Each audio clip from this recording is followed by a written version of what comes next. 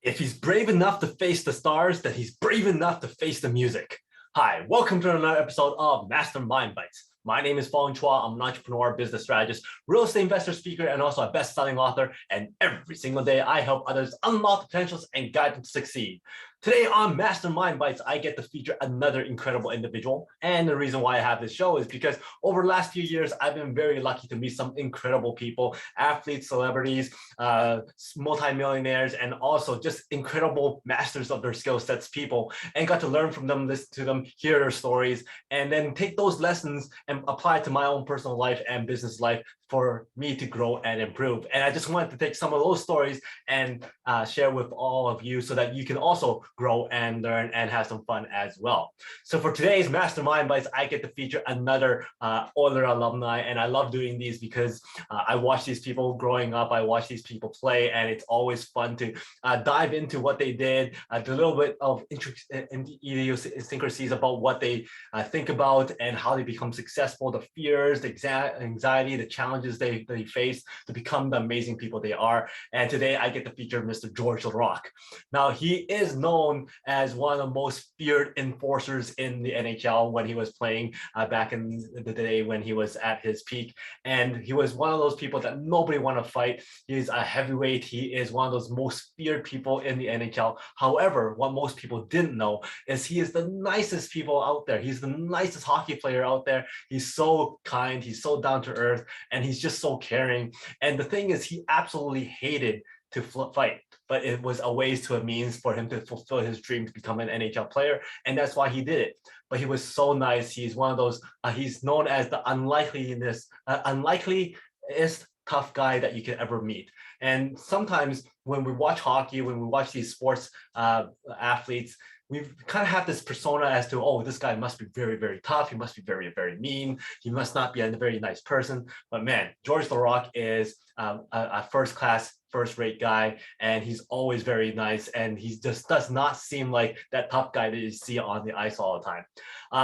One of the highlights of his career is not the fights that he's done. It's not the people that he beat up and all that kind of stuff. But in fact, it's the hat trick that he's gotten. In fact, he also fought in that same game that he got a hat trick. And there's not a lot of enforcers or fighters who actually has scored 3 goals in a game. And that's one of the most celebrated events that he's had. And he's always very proud about it. Now, for somebody like himself, he's not just a heavyweight person because he's honed his game. He made himself valuable to different teams, and he's been wanted by different teams throughout his career. And he's played for 4 different teams, and he's been in the NHL for over 13, 14 years. So he had that value. He wasn't just a one-off. Okay, he was still skillful. He was a force out there, and he protected his teammates. Now, watching him play, it was one of those things that's a lot of fun because he has so much passion. He has so much love for the game. But he also wrote a book. He's an author, and it's called the George Laraque book. And it's one of those books that I highly, highly recommend if you want to know the inner depths of the psyche of an enforcer, what goes through the minds of athletes, and how does fighting actually affect their lives and the anxiety that they actually face, which is kind of odd because you never think that, oh, they're fighters, they can't be scared about it. But in fact, they're all very scared about fighting, and we'll kind of talk about that a little bit more as well. But there's 5 things I really want to specify throughout this talk because he has so many great things that we could learn from, that we could apply to ourselves. And it's just one of those things that I found very, very valuable for us to know. Number 1 is charity work. He is so involved with charity. Number 2 is take the bad things in life and use it as fuel. And sometimes when you love something a lot, the negative stuff you could put aside, you could work through it because you have passion for what you're doing so much that you will work with it. Number 3 is that once you dig deeper as to what's going on behind the scenes, you realize that what's on the surface may or may not be what you first thought. Number 4 is that you want to have control. You always want to have the upper hand when you're facing that fight, when you're facing that adversity, when you're facing that negotiation. You want to be able to have the upper hand. And then finally, number 5, find out what others aren't doing, do something different, but make it even better. And I thought that was very, very important when it comes to business. So going back to number one, lots of people was asking him, well, how do you face the anxiety, the fear of fighting every day in and day out, being that person that is being attacked all the time and facing so much racism in the game of hockey, even while he was playing. The thing is, what he did a lot was charity work, and that took him outside of all those fears, all those anxieties. And in fact, with all the teams that he's played with, because he was so engaged with charity, they actually assigned him an assistant to help him organize all the charity work he does. He actually does 3-4 days of charity or charity functions per week. And that's just something he loved doing because he fights on the ice, he fights in his life, he fights against racism. But when he goes to see these 6 children at the hospitals, these kids are actually fighting for their life, and it brings him more motivation, brings him more inspiration. But at the same time, if he could actually share his time with all these kids who are sick, he's also being able to help them out as well.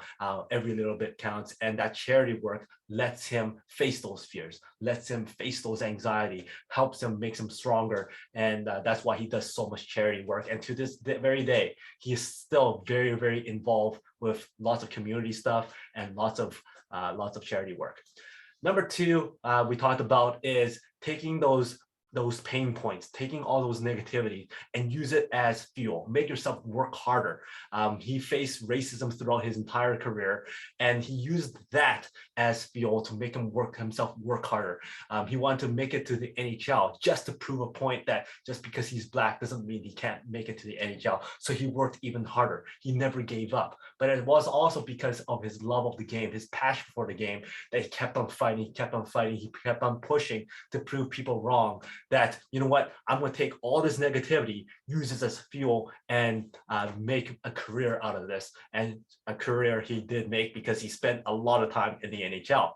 Now, he also want to use that as fuel to kind of show you, hey, I'm not all that stuff that you say. You make fun of me, you call me names, I'm gonna make you regret that. So that gives you even more fuel to work harder, to play better, to actually beat them and all that kind of stuff. So I thought that was really, really incredible to know, and how much anxiety, how much fear, how much negativity he was facing throughout his entire career.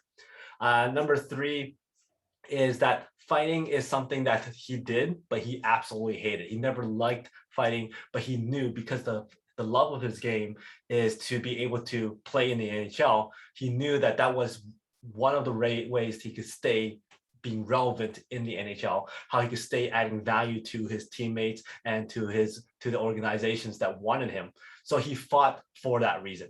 Everything else, he loved the travel, he loved the teammates, he loved the training, he loved all that kind of stuff. But if there was that one negative thing that he had to deal with, that was the fighting. And it was a ways to a means for him to fulfill his dreams. And he did very, very well in the fighting aspect. As I said before, he's one of the most feared fighters throughout the entire NHL at the time. And if he wasn't number one, he was number two. And people just didn't want to fight. In fact, there was people who would go up to him because they were also enforcers on the other team to show their teammates that they did their jobs. They would actually ask Laraque, hey, I'm going to say something, just say no, so that I could go back to show my teammates that I've asked you to fight and you said no. And sometimes he would get questions like, hey, are you married? No. Okay, great. And then they would go off the ice. Oh, I tried. He shook his head. He did not want to fight. Just to avoid fighting George Laraque. Now, going back to when he was first started, he actually was afraid of fighting. And that's one thing that I thought was very, very interesting, because this segment right now, the third lesson, is basically if you start digging into behind the scenes, you realize so much more. And the surface is just the surface, and the surface does not show you the whole story. As enforcers, as fighters in the NHL, a lot of them were actually very fearful of fighting. They would actually have lots of sleepless nights before, because they know they may have to fight the next day. They know who they're looking at, they might be squaring off of in the next game. They'll look at the lineup, they'll know, okay, this person's gonna be playing next game, I might have to fight them. They're so alone. okay, compared to the rest of the team. When the rest of the team is thinking, oh, where are they going to go eat after the game, and they're joking around, the enforcer is all by themselves thinking, okay, I might have to fight this person in the next shift. Okay, I might have to fight this person the next game. They're always thinking about that. And that's why there's so much anxiety. And that's why lots of enforcers, after they retire, end up having all these other issues, mental issues. They may be going to alcoholism, or they may fall to drugs and whatnot, because their minds are so tainted with that anxiety, that fear of facing another fight, a game after and a game after and a game after.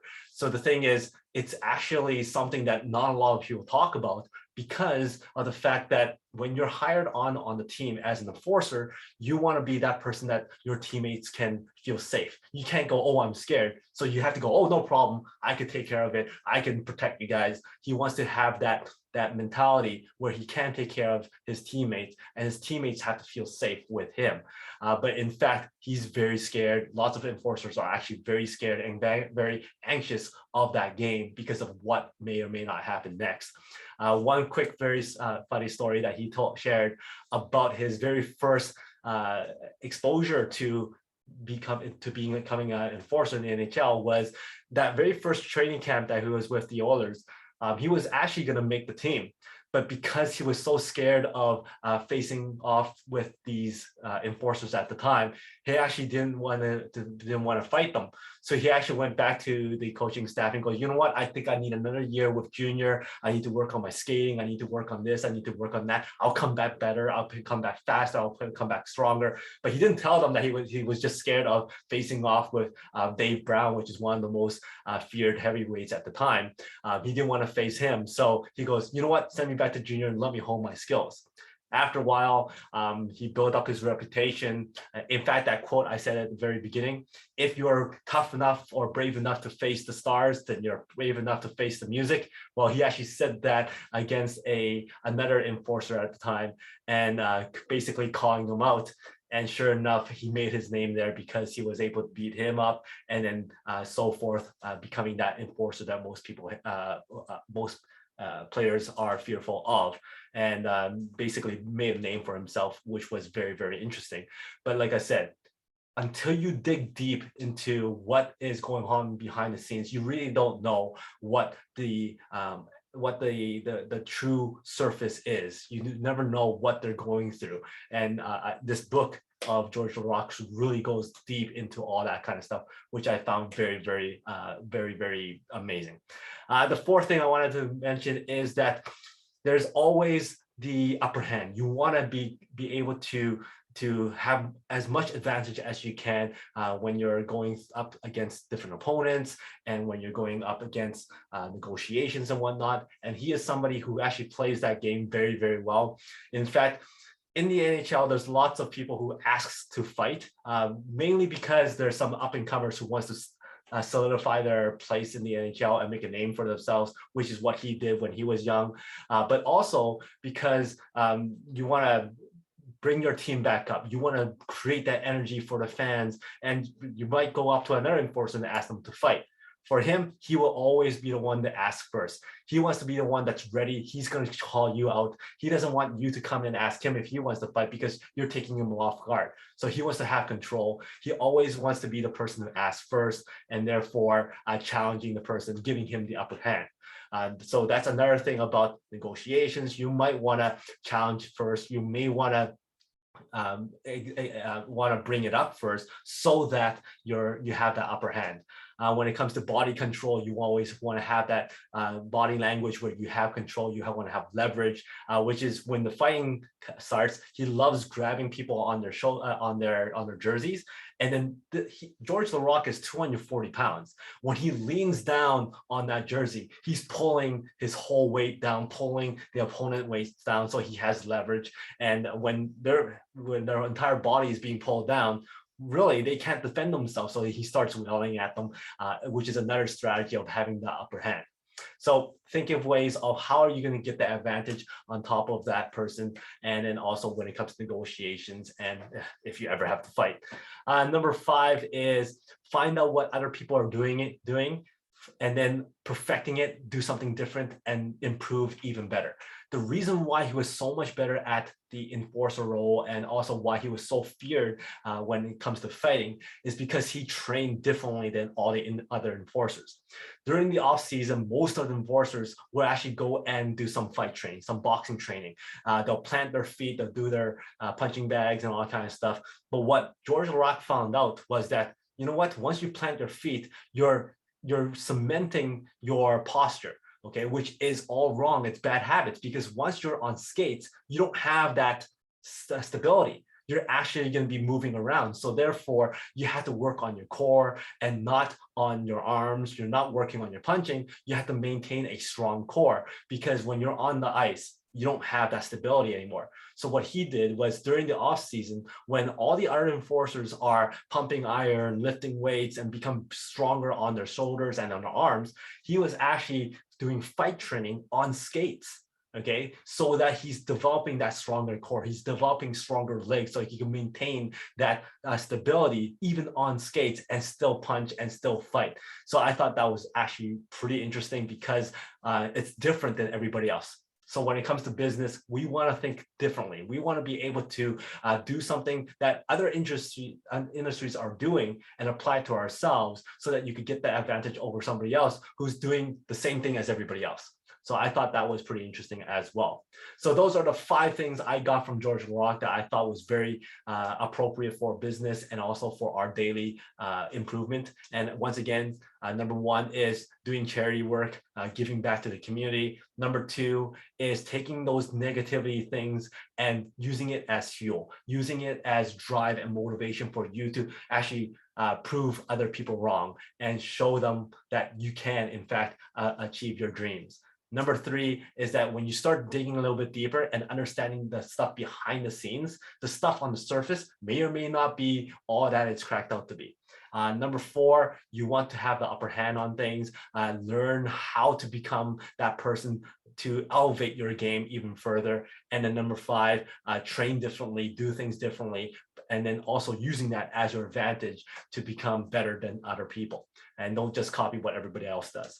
So those are the 5 things again. And I hope you enjoyed this episode on George Laraque. I love doing stuff like this because I get to see what they did when they were young and in their prime time. And it's absolutely incredible. And if you like this episode, please go back to my other shows on Mastermind Bites. I got a lot of other great people that I focused on and featured. And if you like Mastermind Bites, I have a lot of other shows: the Peak Potential Success Show, the Unlocking Your Mind Behind Make More Worth Less, and also the Make More Mind Bites that's up every single week.